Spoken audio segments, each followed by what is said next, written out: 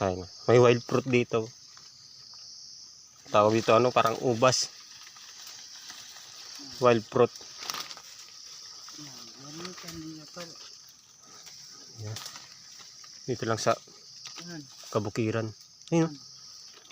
Tapos nahulog ng Yan, nasa kamay mo yung isa, pre. Ubas-ubas, oh.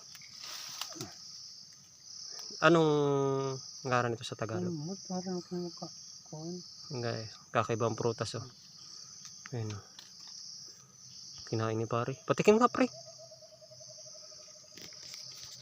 Kinain niya. Ibig sabihin, kinain. Matamis ini kung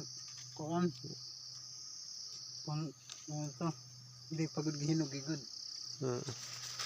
Nakakaon naman. Marasit kaya kung ban strawberry tiya.